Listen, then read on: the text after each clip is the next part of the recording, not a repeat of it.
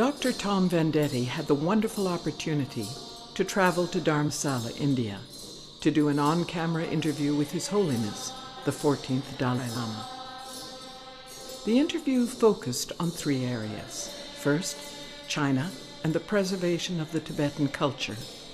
Second, the significance of Mount Kailash.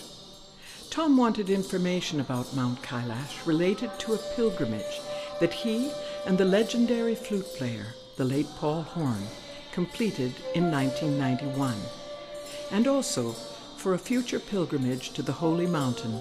And finally, third, happiness, a personal and global perspective.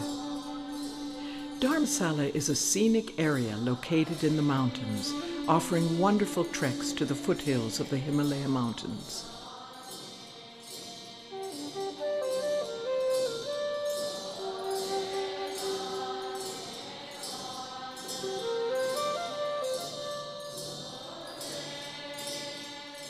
One famous trek is to Triund Hill.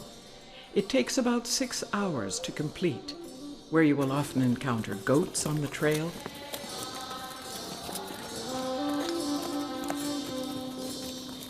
followed by a glorious view of the Daladhar Mountains. Another beautiful site to visit outside McLeod-Ganj is the Dagsa waterfall.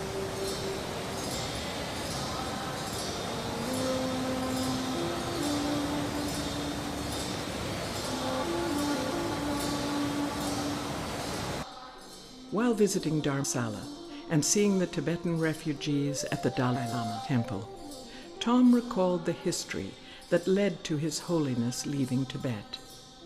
It is a history that should not be forgotten, and thus needs to be retold over time so the propaganda of the oppressor does not become the new reality of the future.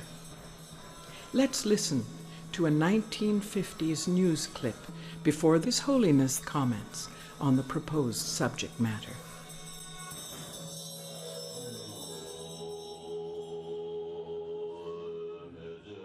In 1950, Tibet was occupied by the armies of Communist China, ending a long period of Tibetan self-rule. Greedy for conquest, the Communists wanted mastery over the land and soul of Tibet. The Dalai Lama was brought to Piping, along with the Panchen Lama, who is regarded as a divine incarnation second only to the Dalai Lama. Communist China had promised to respect Tibet's religious institutions and its right to local self-rule.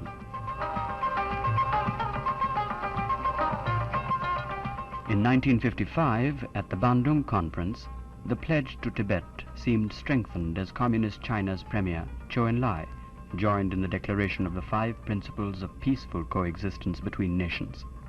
More specifically, Communist China had, the previous year, come to a solemn agreement with India regarding the status of Tibet.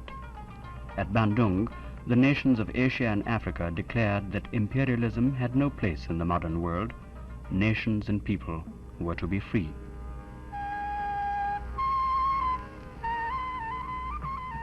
The next year, in 1956, the Dalai Lama was allowed to travel to India. He was received with great respect by the leaders of India and Premier U Nu of Burma. He had come to attend the celebration of the 2500th anniversary of the birth of the founder of the Buddhist religion. For several months, he was India's honored guest, a spiritual leader of the Buddhist world, widely respected by leaders of all faiths. In allowing both the Dalai Lama and the Panchen Lama to take part in this memorable anniversary of the Buddhist faith, Communist China seemed intent on impressing the world with its tolerance of a religious ideal so contrary to its own doctrine of violence and materialism.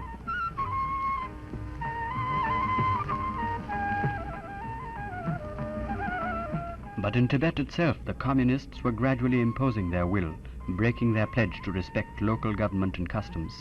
In the Chinese provinces bordering Tibet, the Communists had begun to impose the dreaded commune system, with its slave labor, breakup of families, economic hardships, repression of religious worship. Tibetan minorities in these areas revolted and warned their countrymen across the border. It seemed only a matter of time before the Communists imposed the cruel system in Tibet. in March 1959, they made the threatening moves against the Dalai Lama. The rebellion exploded full force. Lhasa, under communist bombardment, the Dalai Lama fled to India.